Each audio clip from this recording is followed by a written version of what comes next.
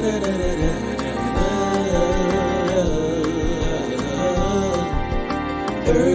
love.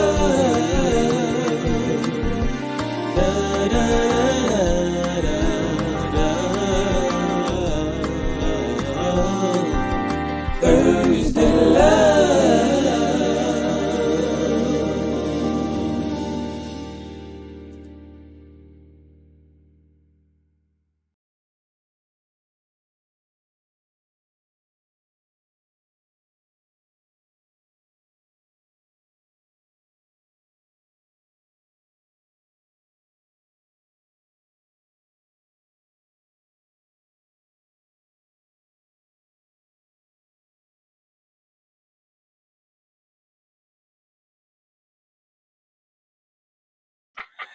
Try it again. Hey guys, our mic was muted because Sherry didn't unmute it. I'm putting all the blame on her. I said, welcome to another edition of Thursday Love after 4 years, and that also is Sherry's fault. Oh, yeah, like I said, and some things have never changed. Come on into the room. Jesus is my doctor, and he writes all my prescription. Comments. If you up here, say hi. Let us know that you're here. For those who are tuning in, hit your share button. For those, throw some thumbs up. Tag family and friends. Tonight is a very important topic, a very great topic. But it's our first time being up here in 4 months. Well, it's like 3.5. It's not really 4 months, but round up. Okay, round up 4 months. So we haven't been here since the beginning of June. 3.6. June 22. And so we are back to finish off this season, to finish off this year. We are 5 years old. Thursday Love is 5 years old. Yeah. Cinco. Can you believe it? We are 5 years old. Who would have thought that God-given TJ an idea back in January? Was 5 years now? It's like 2018? Yeah. No, 17. 2017. Yeah. And I did not agree with that idea. I didn't like the idea. And so then we officially launched June of 2017. And we started Thursday Love, and we've been here ever since. We've been growing. We've had great topics. We have great, amazing people to come up here, from couples to singles, to people sharing their testimonies and their stories. Yeah. We're so excited about that. So for those that are up here, and this is your first time, welcome. Welcome to Thursday Love with TJ and Sherry. We're going to get on in the way. Once again, we're excited about being here because we haven't been up here in 3.5 to 4 months. Mm-hmm. Hey, George, if you're up here, come on, let us know that you're up here. And say, hey, so we'll know that you're up here. Hit your share button. Share this with family and friends. Tag them. We are on Facebook and we are on YouTube. You can subscribe to our channel on YouTube. It's under our church name, so Restoration Tabernacle of Praise.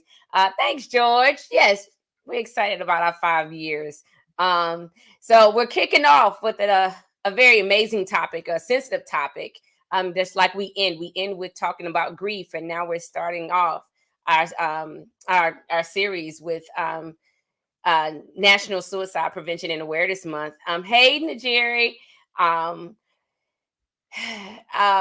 September is the month that observes this, and we have 3 amazing guests that are coming.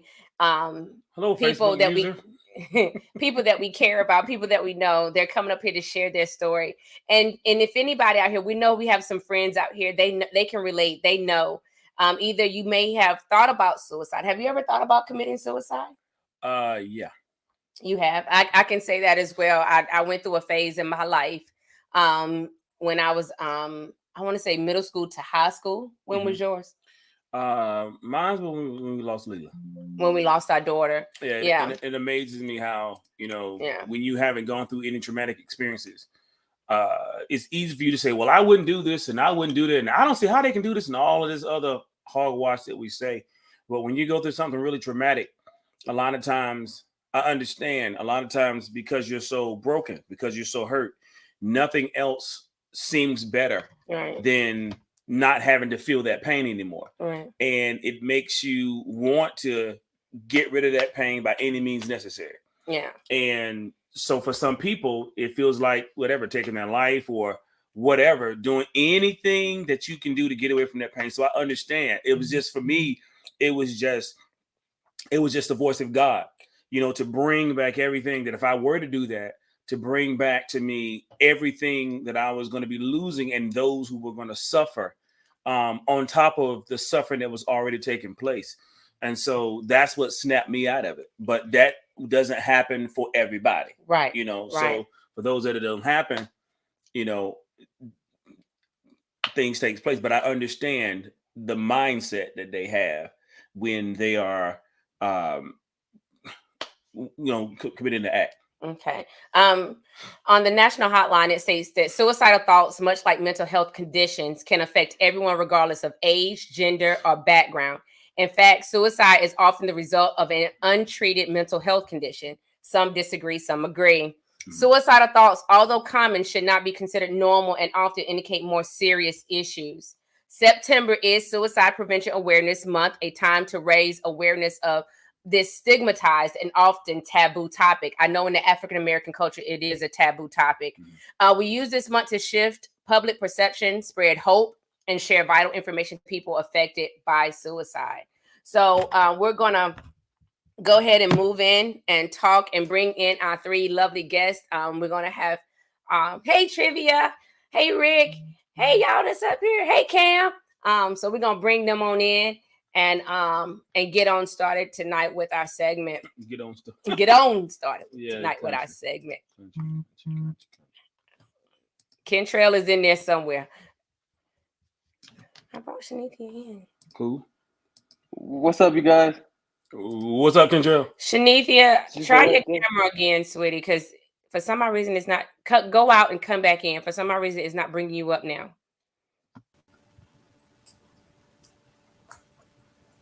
Hey, Tracy. Hey there. Hey, we'll wait till Shanithia come back in, and then we're gonna go ahead. In the meantime, Tracy, can you introduce yourself to the people? Hey, everybody. I am Tracy Harris. I am an HR director with UNC at Chapel Hill for 27 years. Hey, Harris. Life laughing at. Yes. We'll talk. There we go. Yes. 27 years. And I'm just loving life. All right. Shanithia, Kentrell, can y'all come up and introduce yourself? Shanithia, go first, then Kentrell. Ladies first. Yes. Kentrell, we see your ceiling. Hello, my name is Shanithia Anderson. I'm up here supporting Sherry and TJ. Thank you. Look, all she's gonna give you is honesty. That's it. I love it. Kentrell, can we see you instead of a light? We see that. What's up, you guys? Stop that. No. So my name is Kentrell. I am Pastor TJ and Pastor Sherry's nephew. I am 26. I live in Atlanta. I'm a musician. I'm also a teacher. Yes. 26. Dude, you're old. I'm not old. You old. You old. No, I'm seasoned. We gonna get through this night, because if not, we're gonna go back and forth all night. So we gonna get through this night. Just like you see between that beard and that head. Season. I'll get you after this.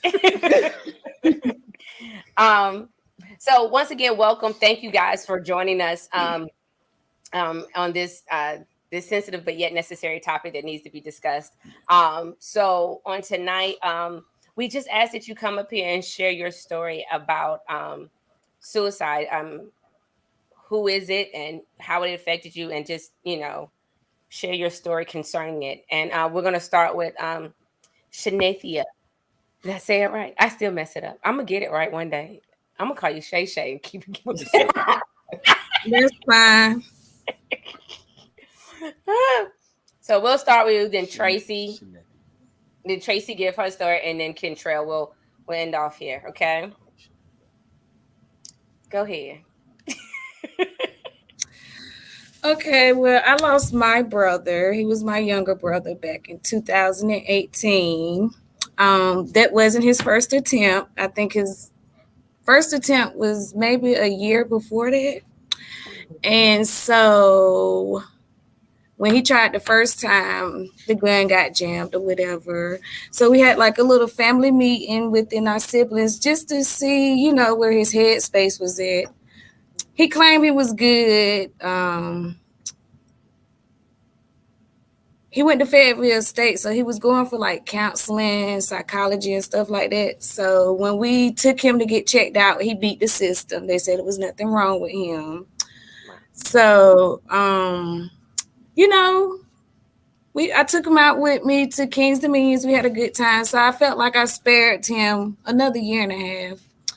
So he did it this time, but I felt like he knew what he wanted to do because he had his own place, but he decided to get a hotel room.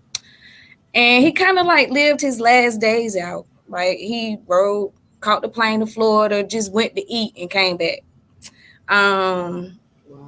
I believe he had company with him before he actually did it. He doesn't drink wine, but it was wine in there, 2 glasses or whatever. And I can say I was watching his dog for him. And animals know their owner. So that whole weekend, his dog was acting real crazy. So I'm just like, Kimbo, what's wrong with you? What's wrong with you? And he was just acting weird. So that Monday, you know, I talked to my sister-in-law and my brother, and they was like, nobody heard from Jermaine. He didn't go to work. So I'm texting him like sister talk, like, I'm gonna switch my language up, like, boy, call me, you know, stop playing. I kind of told the story like mama in the hospital. He didn't respond to that. So I guess my intuition was telling me something was wrong, but I didn't know. So we kind of gave it 24 hours. And then I get the call from my sister. No, they did like a missing report in Fayetteville, you know, and then when checkout time came, I guess that's when they found him. We get the call. And I believe like that's the most devastating call I ever got.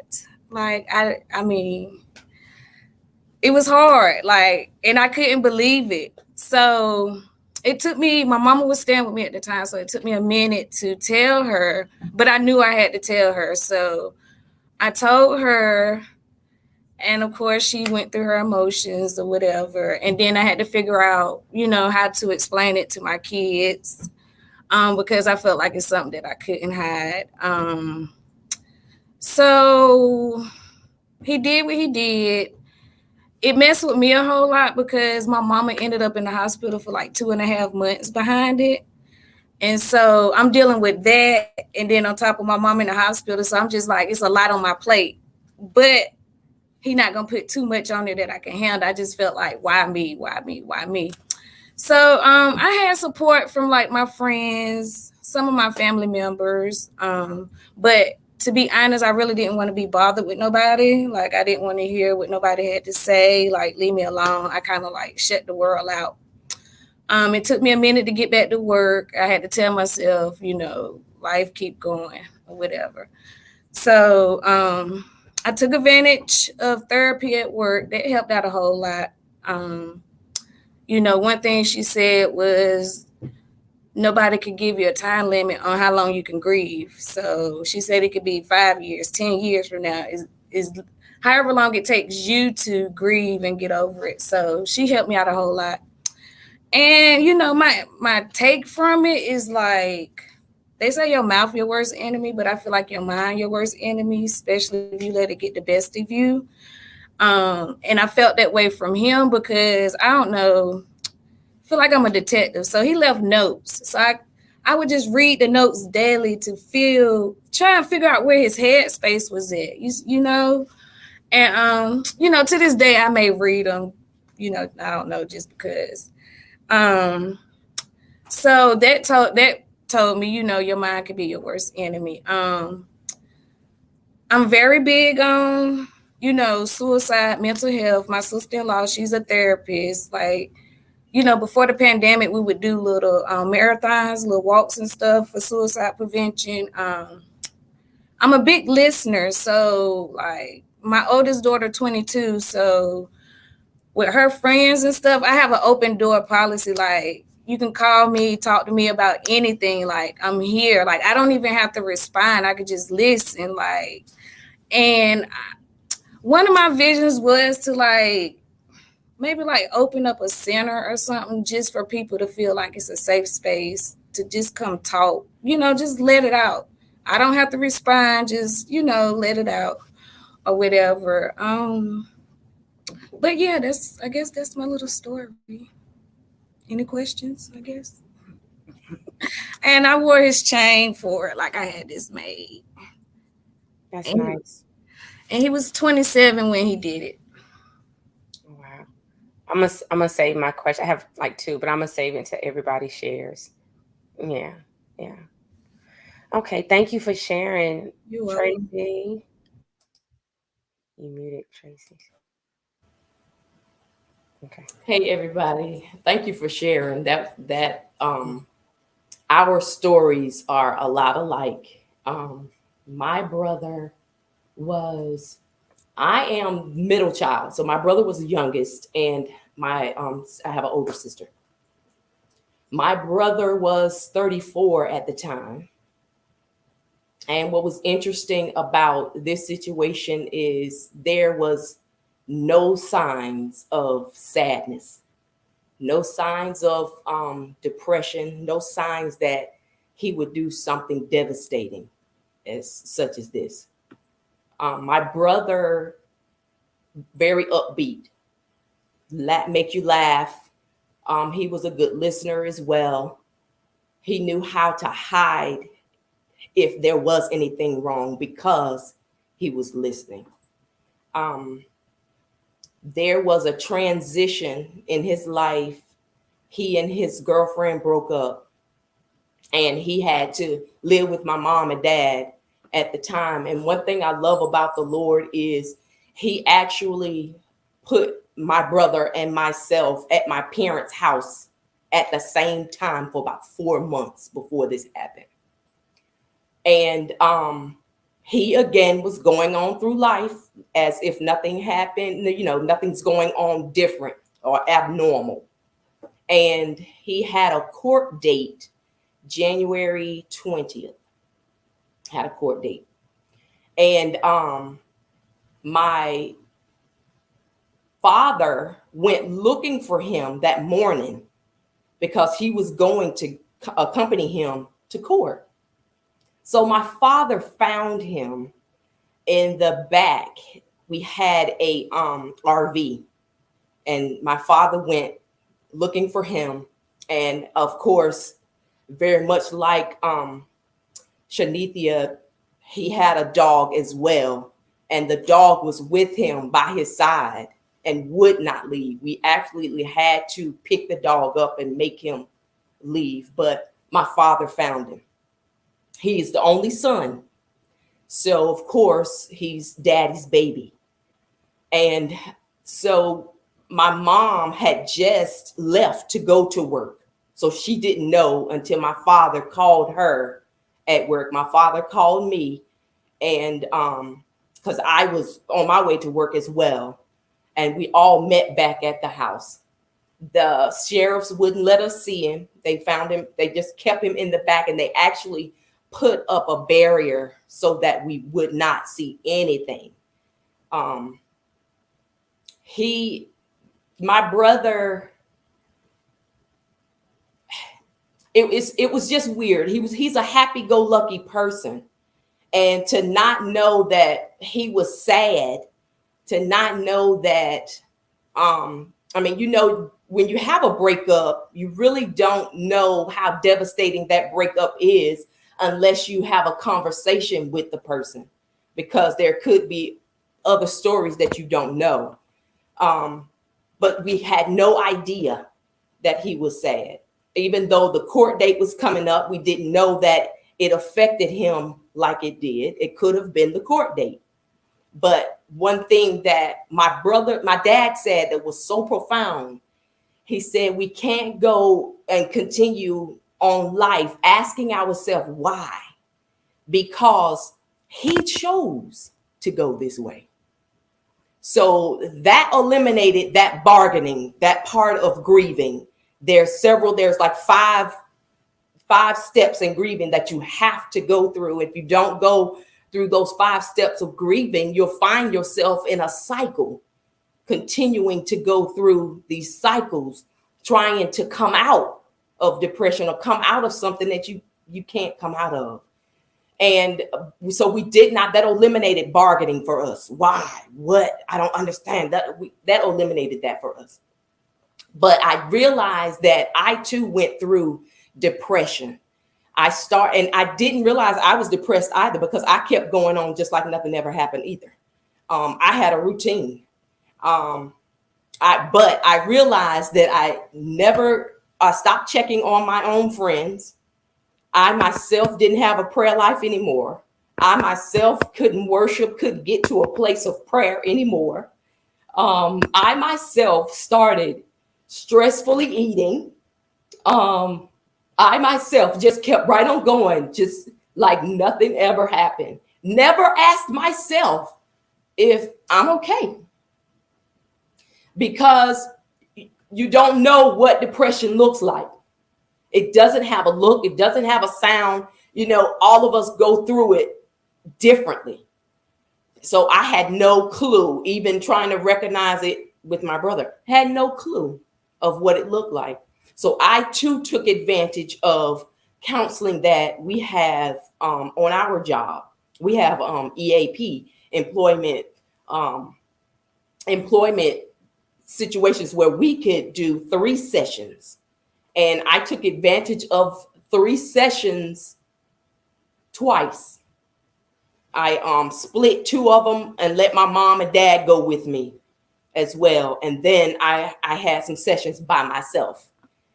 They've helped a whole lot, but I had to continue on. I had to continue on to encourage my own soul to come out of that state of mind, because I agree that it's your mind that needs to be renewed, but you're not thinking about renewing your mind when you're stuck. You don't think about renewing your mind. And then you don't even recognize that you're actually depressed. So what am I renewing my mind for? It's a thought. What? I don't know where to go from here. So I did that counseling and took my dad to sessions, and then just recently realized that my father was still stuck. He was still in depression. Every July, because my brother's birthday, my birthday, July 28th, my brother's birthday is July 31st. Every July since 2012, when my brother committed suicide, my father was getting sick. And I mean ill to the point of hospitalized. And we were like, what in the world is going on? Just going through the motion. And I had a conversation with one of my friends, Kathy Russell. I had a conversation with her, and she was really confirming my thoughts. My thoughts were to renounce. You have to start renouncing some things with your father to help him not only through the depression or the state of mind that he was in, but to not continue this cycle anymore. So my father is, he's doing well now. He just had a pacemaker put, I think it was a couple of months ago. He just had a pacemaker put in a couple of months ago, which is better for him, because he now has strength to continue living and wanting to live. And my mother had a stroke as well because of the situation. My brother committed suicide 2012. My mom had 3 strokes in 2015. She has no mobility on her left side, but she's still in her right mind, and she's still able to use her right hand. She was right-handed, but she still has to be helped in a wheelchair. So this too stressed her to the max. But they're still alive. They're both doing well. And they're both still pushing. So all 3 of us are doing well. My sister, she's still dealing with it. And I have tried to continue to go through these steps of grievance so that I can help her go through them as well. Also within, I have some ideas of what I want to do eventually. I can't bring them up right now because they're just, ideas. But I too want to get into some suicide preventions for others as well. Okay, that's good. That's good. Thank you so much for sharing. Absolutely. Like I said, I'm saving my stuff for after everybody goes. So, Kentrail, feel free, sweetie. All right. Thank you for sharing your stories. Your stories are um, they're a blessing. Um, excuse me if I say your name wrong. Shanithia? Did I say that right? I tell you what, you just say it one more time so we all can get it right. We all gonna get this lesson right. Yeah, just say your name one more time for me.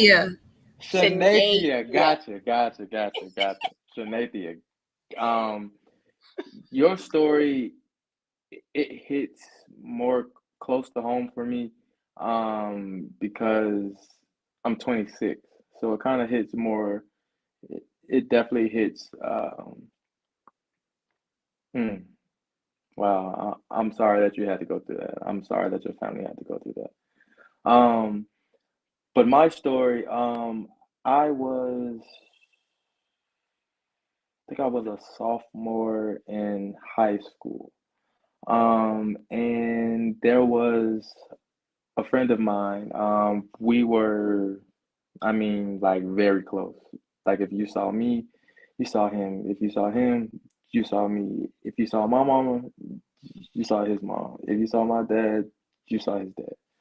Um, and I think I think this was homecoming weekend of my sophomore year of high school, and I I was in the band. The friend was on the football team. And they had practice that Thursday. Thursdays are normally like the longest days for like football team and for the band because the football game is on Friday. Just to make sure that you have the plays together, just to make sure you have the music and everything together. So that Thursday, I think they normally got out of practice around like 6 o'clock. I think they got out of practice that day around like 7:15, and I went to look for him and I couldn't find him. They told me that he had already left, and that's not normal because like we normally leave together, like because like if my mom is not picking us up, it's his mom picking us up. So um, it just wasn't normal. And then we come back to school that Friday, and we have a pep rally, and we're getting ready for that game, and I just don't have a good feeling. I'm just like something does not feel right.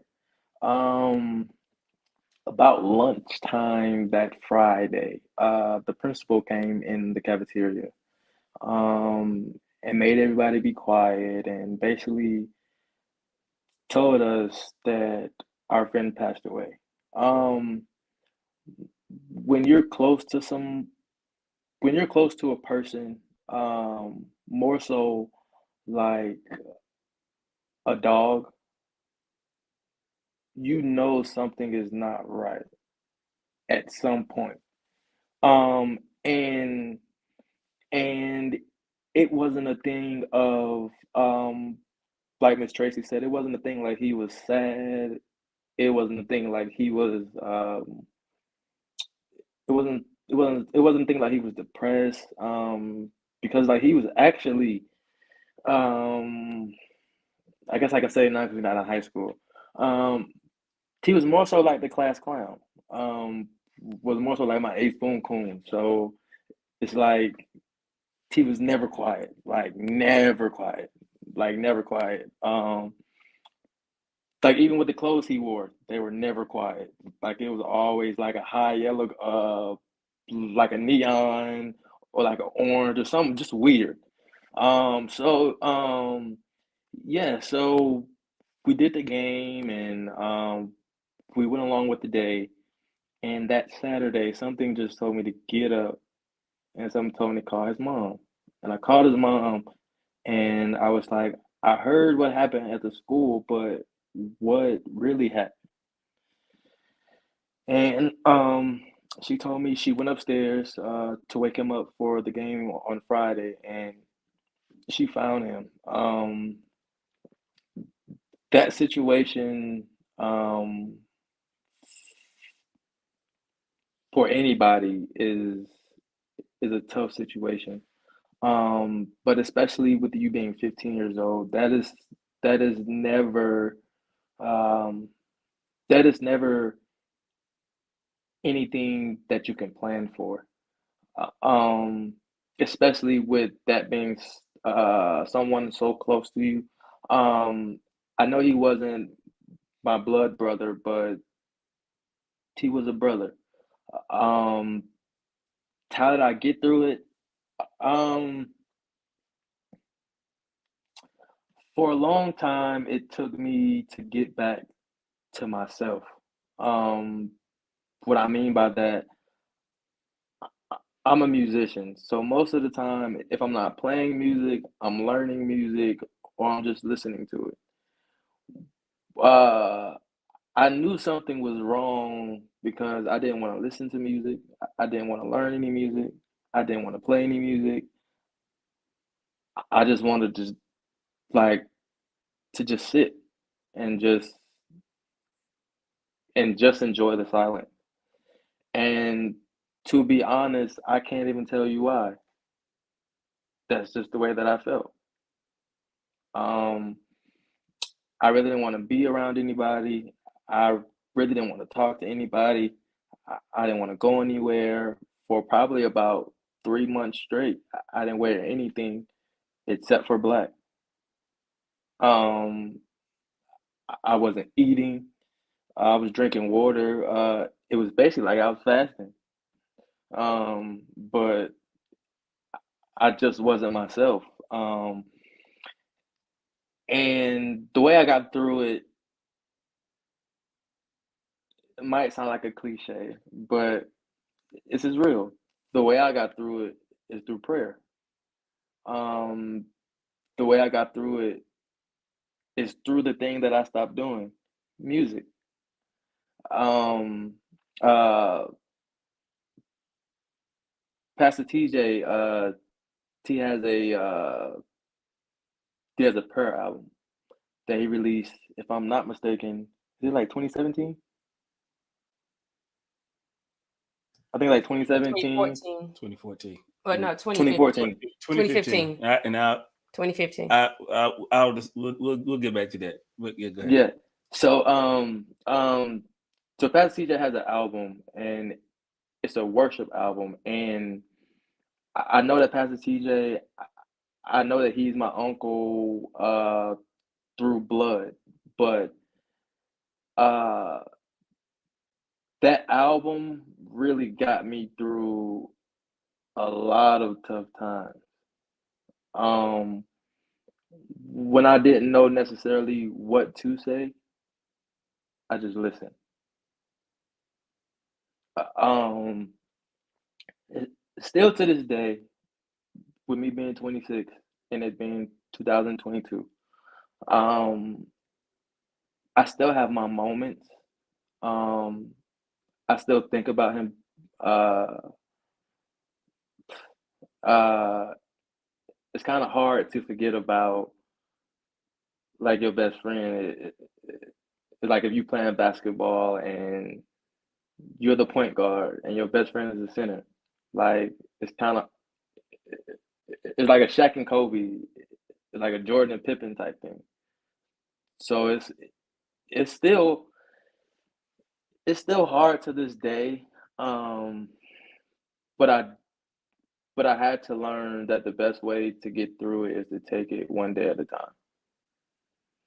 Um, Nothing's gonna happen overnight. The world wasn't built in one day. It took God 7 days. No, I'm sorry, six, because He rested on the seventh. I'm sorry. But it just really took me to really think and to really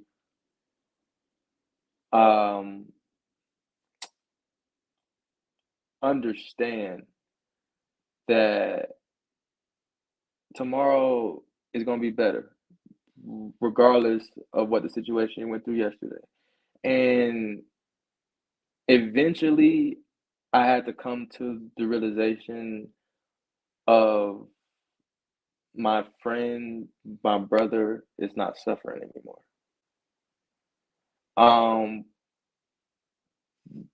Most of the time, when we lose people close to us, it's harder for the people that's still alive than the people that leave you.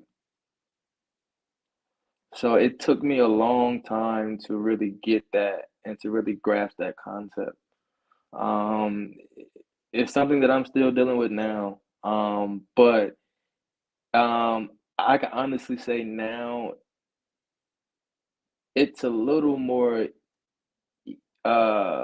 it's a little more I'll say that's easier to think about him and to think about the good times that we had and to think about the football games and think about the times in the hallway, think about the times in school.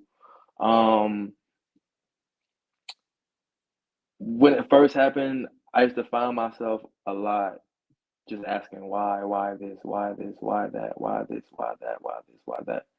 But just like Miss Shanathia said, nobody knows the time that that God can just say, all right, so that's enough, and then you're gone. So uh dealing with that with that wow, it's kind of hard for me to call it a suicide. Wow. So dealing with that suicide, it changed me. It definitely changed me. Because like I said, nobody is like it's hard to just lose somebody just from natural causes. So to lose somebody to a suicide, first of all, it's something that you can't believe because you don't think that they would kill themselves. It's not something that it's not normality. It's something that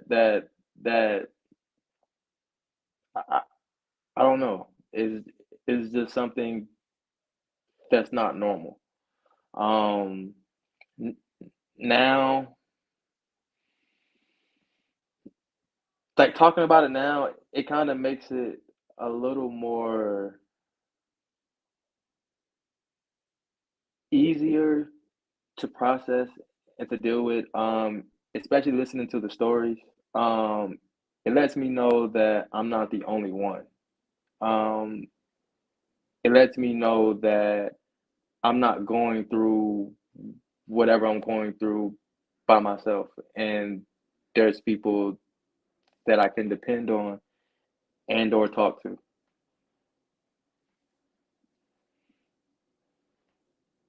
I'm done. I'm sorry. No, you good, baby. Thank you for sharing. Now leave them all open, sweetie, because so we've listened to 3 different stories, whereas Tracy and Shanathia has shared it was their brother, and I wanted our nephew Kentrell to come up here because it was his best friend, and they both were younger at that time because I wanted people to see the different aspects of this. And we also seen 2 different perspectives as far as, Shanathia said that, her brother had already attempted this and was having these thoughts and he was sad. Whereas Tracy and Kentrell was talking about, whereas, they were happy go lucky. They were, they were positive people, And the thing is, we just don't know what people are going through. Some people are very good at facades, Yeah. Some people are very good at saying they're good, they're fine, everything's great, and they can master it. And then mentally, they're troubled. And then you have some people who really struggle with, you know, they wear their heart on their sleeve, as some would say, or they show everything on their face, and it's out there. Yeah, the thing about people who I use Robin Williams for an example.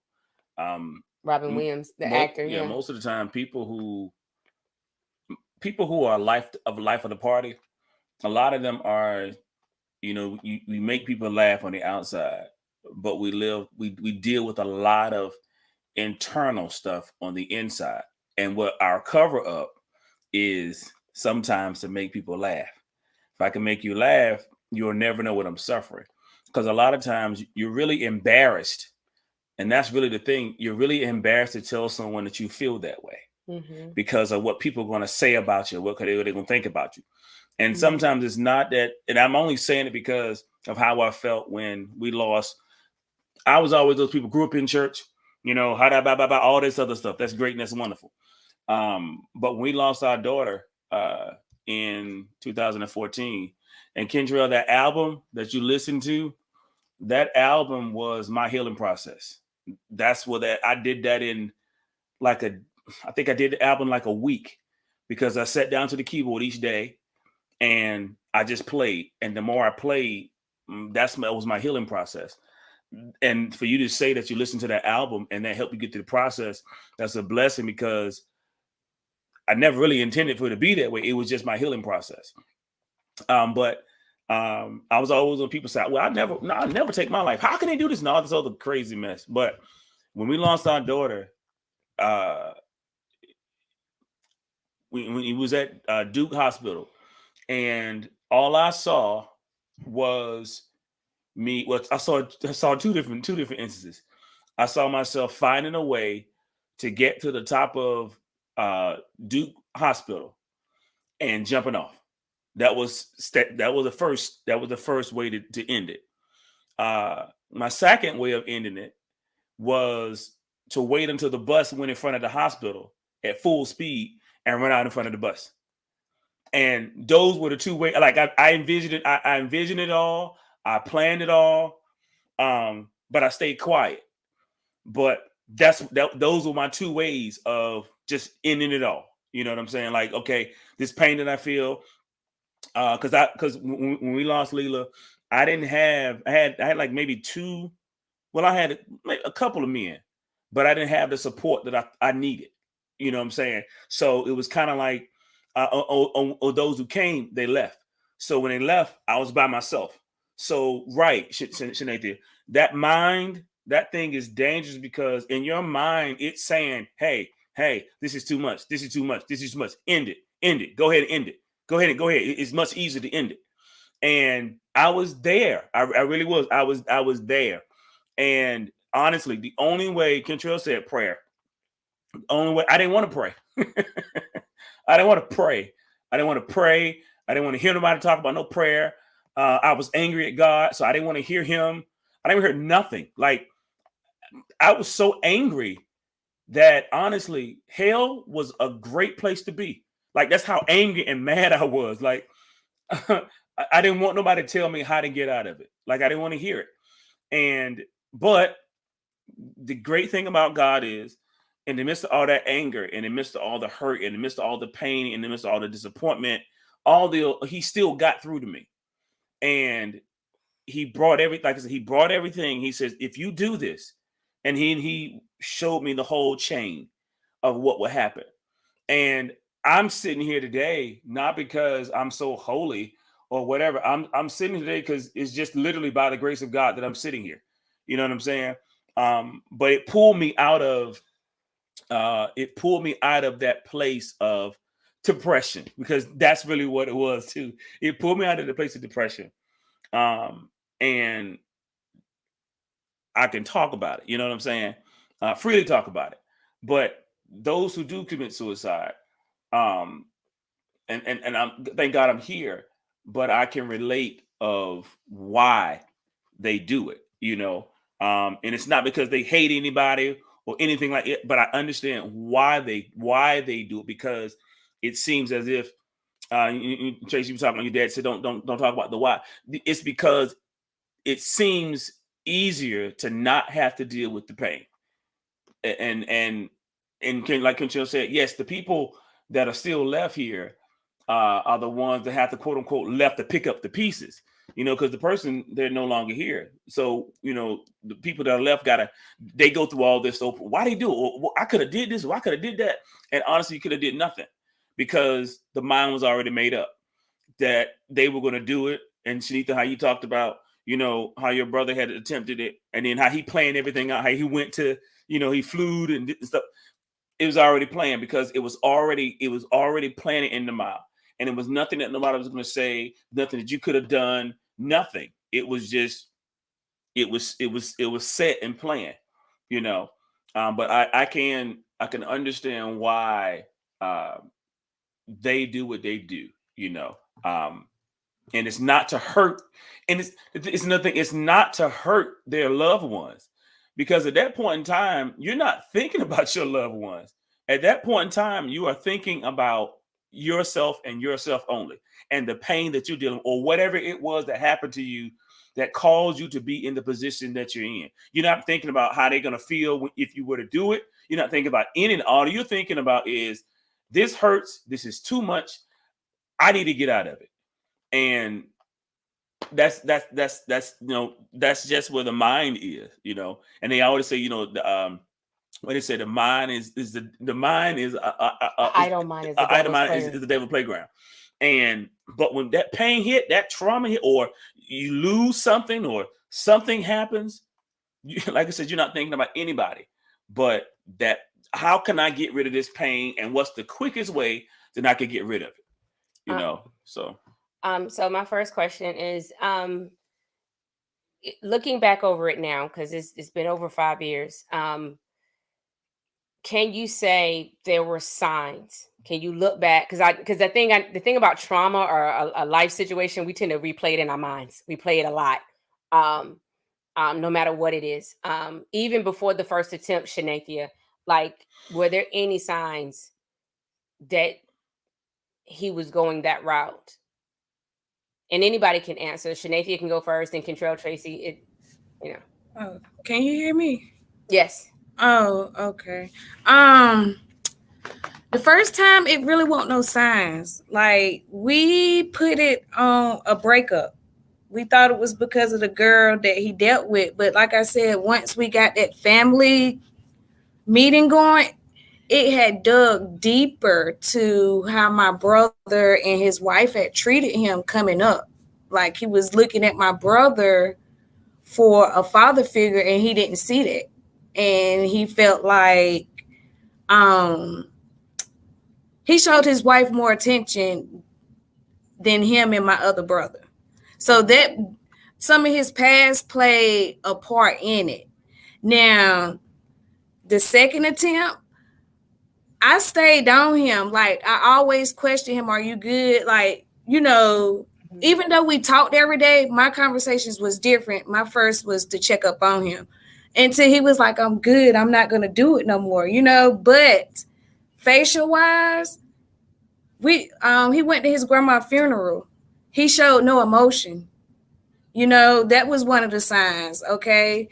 Or he can just be spaced out, he went to, at the time, my brother's wife, and was like, I feel like I'm in a bubble. She was like, well, if you're in a bubble, bust it then. That was a sign. That was the wrong thing she said to him, And so, we ain't gonna lie, we was upset that we heard that she said that after he did what he did, because he was reaching out, Right.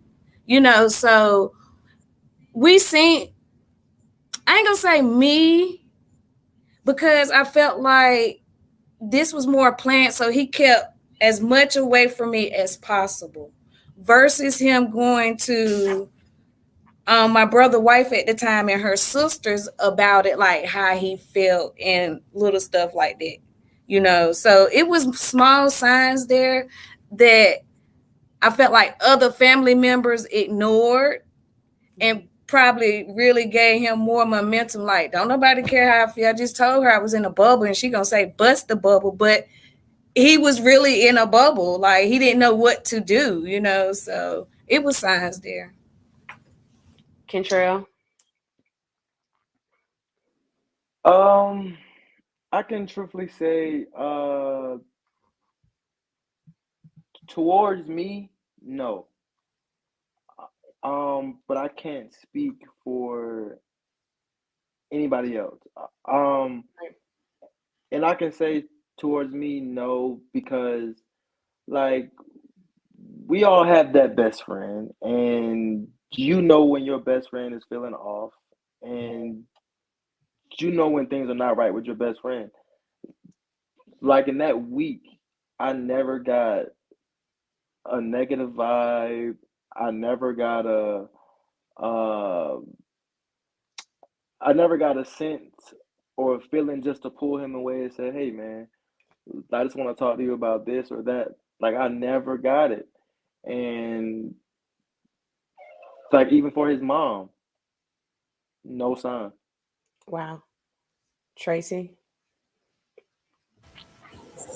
Yeah, same thing. Same thing as Cottrell. No real obvious signs. Mm-hmm. And of course, me being the sister, the young sister, you're not going to really have that deep conversation with your sister when you have a best friend, a homie, a best friend. So his friends or his close cousins that he hung out with, partied with, conversed with on a regular basis, they may have noticed some things. They may have um, heard him say something kind of Mm-hmm. off.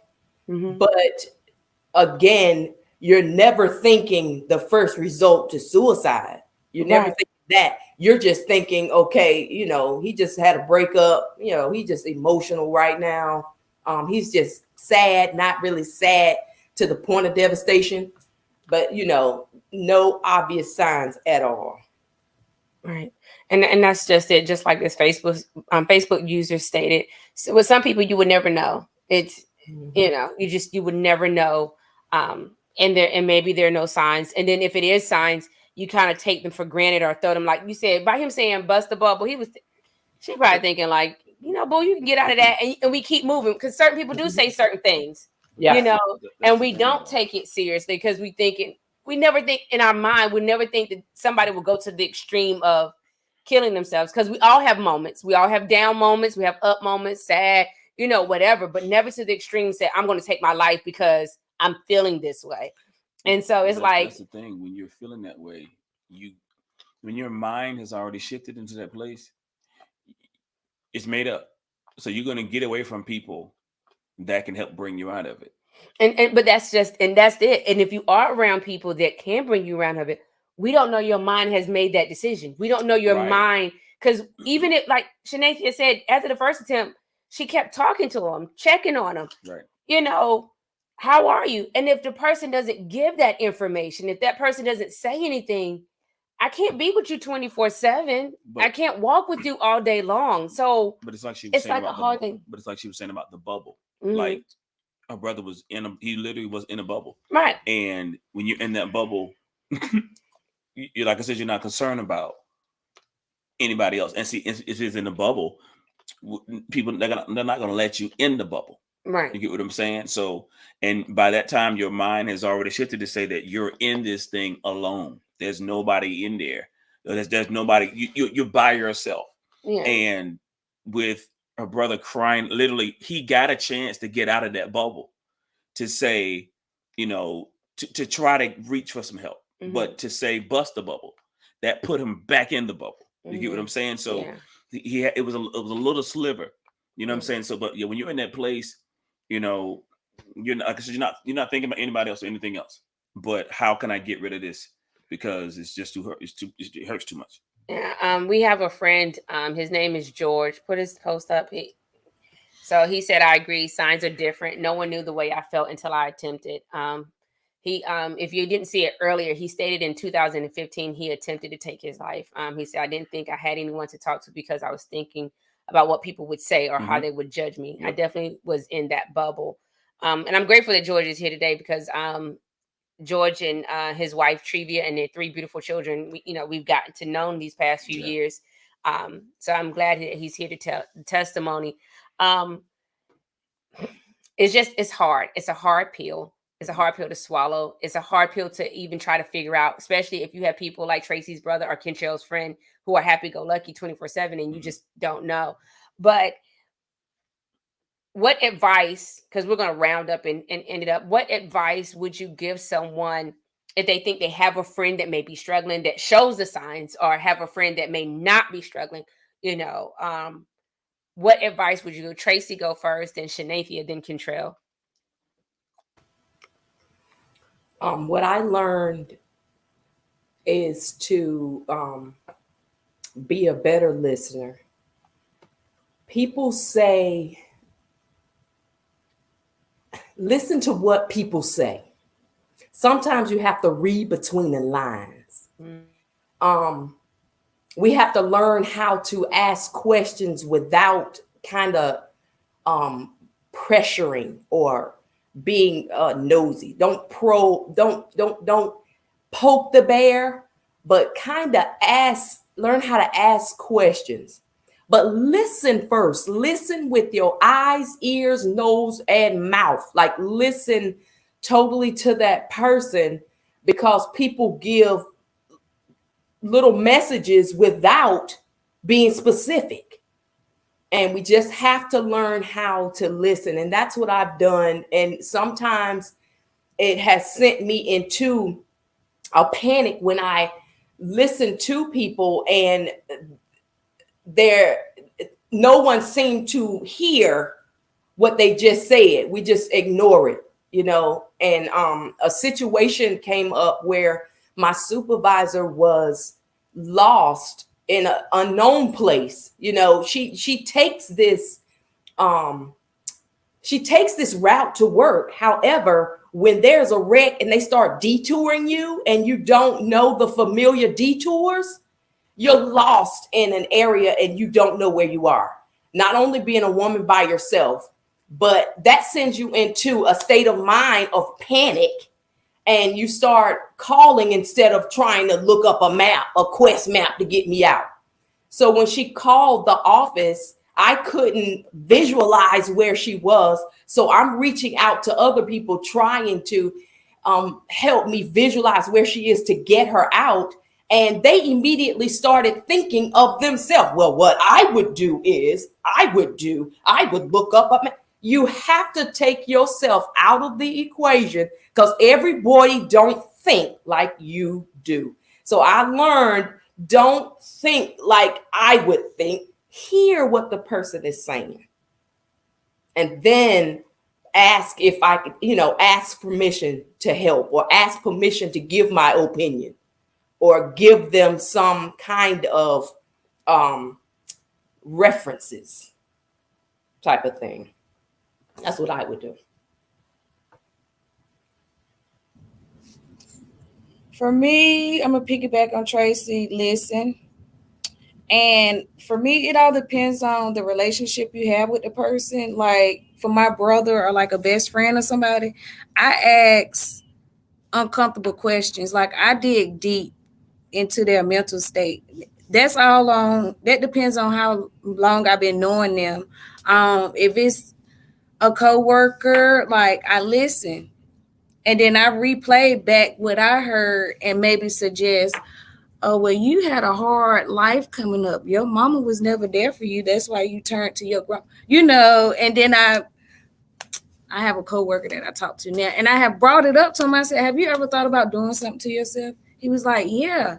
He was like, what made you ask me that? I was like, I was sitting here listening to you talk. You talk with a lot of pain, And he was like, Shay, I appreciate you. You really helped me out just by listening. So I would just say listening is the biggest one, and figure out key words, that really stick out, and facial expressions. Because like I said, my brother, he was happy-go-lucky, no kids, graduated Fayetteville State, like living his life.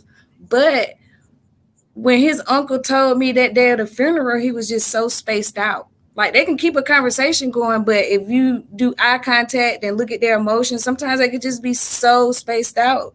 You don't know where their mind at, but they know they're talking to you. So listen, and sometimes have uncomfortable conversation. It all depends on how close you are with the person to dig deeper to see why their mind is in that type of setting, you know.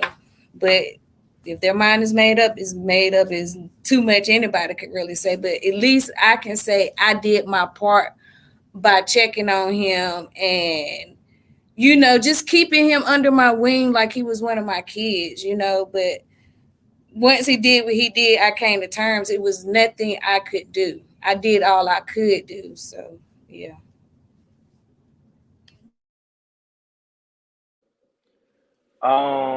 So for me, I would just piggyback off of what Miss Tracy said and what Miss Shanathia said. I know I said your name right that time. I know I got it. Yes, yes, yes. All right. Um, um, yes, just listening. Because now with it being 2022, I've realized that not even just with him, but just with people in general, sometimes people just need somebody to listen to them. Um, I would also piggyback on Miss Shanathia and say that you have to talk and you have to really have those conversations. Like I can say for me, it was my friend, it was like a best friend and it was like a brother. So we could talk, but we were 15, so it really wasn't that much that we were really talking about. Like we were probably talking about video games and talking stuff like that. But um, but do I think I could have did more?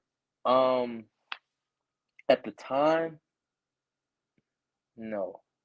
Now, looking back at it, now that I'm older, now that I know more, I think I could have did more. Yes, I think I could have. I think I could have had side conversations with him more. Um, I think I could have just been there. Um, what a lot of people don't really understand is sometimes in those situations, like you don't even have to say anything. Your presence and your proximity, it speaks for itself. Um, so I just wish that I could have been there physically uh more for him. As far as conversations, as far as a friendly, as far as like going out, spending time with each other, I was always there. But the time that I needed to really have those deep down conversations, I wish I would have done that more.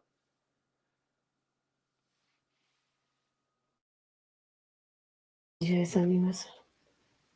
Okay. This is gonna be the last question, then we're gonna end it off. Do you think this has changed you for the better? Has it made you more aware? Do you look at your friends differently, family differently?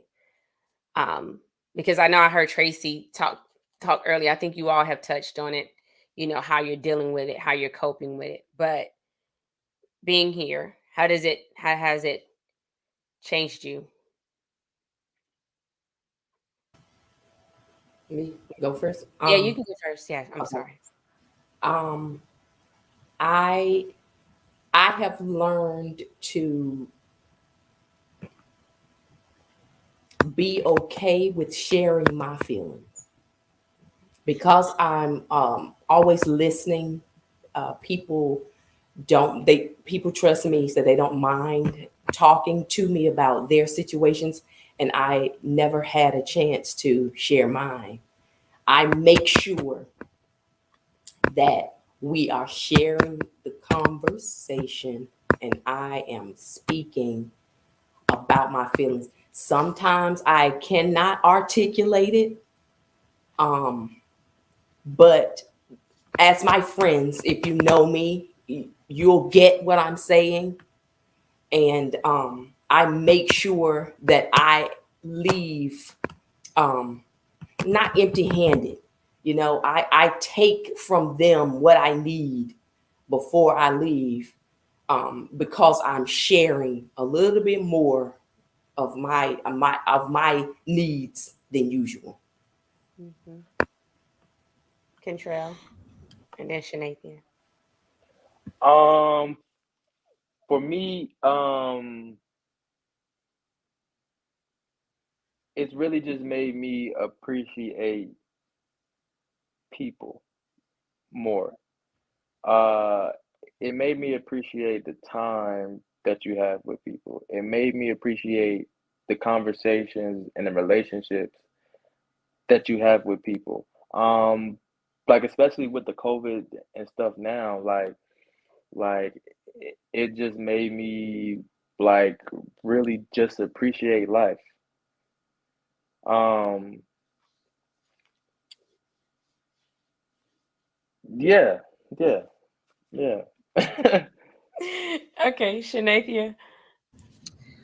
For me, I was never a people's person. I could care less about people's feelings and stuff like that. So it made me appreciate people more better. And I have a tendency, I may not know you and just give you a hug. A hug can go a long ways. Or I don't mind asking anyone, are you okay? How your day going? Just simple conversations with a stranger. You never know. They probably had that thought, and by that hug or you just asking them how they're feeling or how their day is goes a long ways. Um, and I'm an open book. Long as you ask questions, I don't mind sharing that story or any of my life stories that may pertain to that person particular situation, to let them know that I have experienced that too. And all I can give you is what I've been through and what helped me through it. So, it opened me up to a lot, being a people's person again, because it took me a lot to do this video. So, yeah. I was so grateful you said yes. I didn't even know what to do. I was like, no, she said yes. I couldn't believe it. I was like, she's not gonna do it, but I'm gonna try it. I'm gonna throw it out there. I'm so grateful you did. You have anything to say before we close out? You want to give some last words of encouragement to somebody that may be thinking about this or maybe affected by this?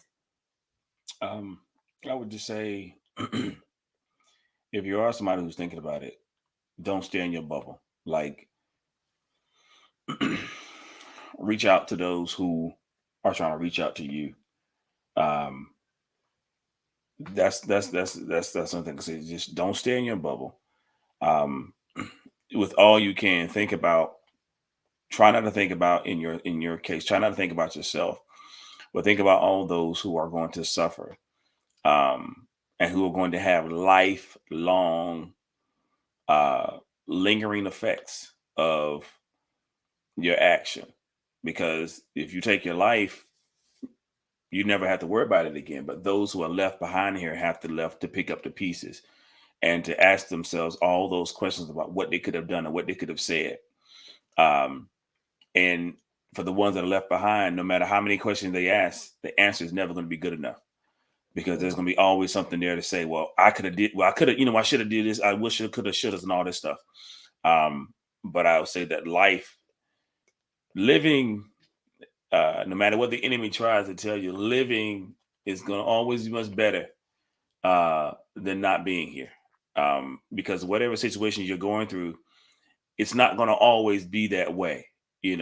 Their situations are seasonal, and what you're going through, it's just going to be for a little while. It's not going to last forever. But that's the thing I would say is, wherever you are, don't stay there. And like they said, those who are here, look for the signs. Don't be pushy, but also don't sit on the curve either and say, well, they'll be all right. No, they won't be all right. That's why God has shown you or dropped it in your spirit to pray, to say something, to do something, because they're literally screaming for help in silence. And for those who laugh a lot, make sure you check on them to see how they're really doing, because like I said, the laughter covers up my pain. So make sure you check on those who are always in front of the scenes. Check on the recluse. Check on everybody, because you can't take any of that for granted. Just because I look like I got it all together and I got a nice suit and tie and I live in a nice house and all of that stuff, that junk absolutely means nothing. So check on all your friends, all your family. Check on all of them. Text them. Do whatever. Like I said, don't keep your mouth closed, but don't push them over the edge. All right. Do anybody have anything else they want to say before I close out? It was nice meeting everyone. Thank you once again to everybody who came on tonight. Thank you, Tracy, Kentrell, and Shanathia. I think I got it right tonight. I'm gonna find a nickname. Don't call her Nene. No, I'm not gonna call her that. But thank you guys so much for coming on tonight and sharing your story. For George, for even sharing a piece of yours through commentary. For anybody up there, I would love to encourage you. Life is worth living. There is nothing that is going on in this world that can say it's worth taking your life. If someone is out there listening on today and you have considered suicide, today, Thursday Love, our foundation is God. Our foundation is Jesus Christ, and we are praying with you and we are praying for you. And we pray that you choose life and not death. We choose that you be encouraged and that you choose to smile in spite of everything that is going on, and that whatever is going on, it is only temporary, and that you do have friends that love you. You know, you are loved. You have family that love you. You are loved. We care about you. I wanted to put this up here too. Also, if you're thinking about it or you know someone that may be considering it, they do have the National Suicide Prevention Lifeline. You could just dial 988 or text 988 for the Suicide and Crisis Lifeline, or you can dial the actual phone number, 1-800-273-8255 is going across our screen. And for those that are out here and you know someone who may be considering, are you worried about them? Are you concerned about them? Like everyone has stated already tonight, talk to them, ask them, are they okay? You know, whoever this Facebook user up here tonight, thank you for joining and even including your commentary and your comments and opinions about this tonight. So we're going to continue to pray for those that are out there that, you know, that their mind does not take them to a place where they decide to commit suicide, that we pray against that they will no longer think about death, but they will think about life. We will continue to strive and continue to support, as Shanathia has stated earlier, out there to help. The causes are out there. Please Google, you will find many causes. There are local places in Durham, in Chapel Hill, in Atlanta, you know, that can help people with these situations. Grief counselors, Pastor TJ and myself, we're going to do a grief share or a grief counseling session and do those in the next couple of months, because grief hits us in all different stages and in all different life forms. So it's always someone out there to talk to. It's always someone out there that could be there for you. You are not alone. You are truly not alone. So we hope y'all have a great weekend. Y'all be safe out there. Bunker in for the winds and the rains that are coming, and continue to pray for the people that in Florida that was affected by the hurricane. So y'all be great. Y'all be safe, and know that we love you guys. One thing, when they do reach out to whoever, they have to be open to share whatever they going through, because nobody's a mind reader. So once you take that step to call that number, be able to be open. They're going to dig deep and just be willing to let it all out. That's right. That's right. I agree. Totally agree. Once again, thank you guys. Y'all have a great night. Love y'all. Love you too.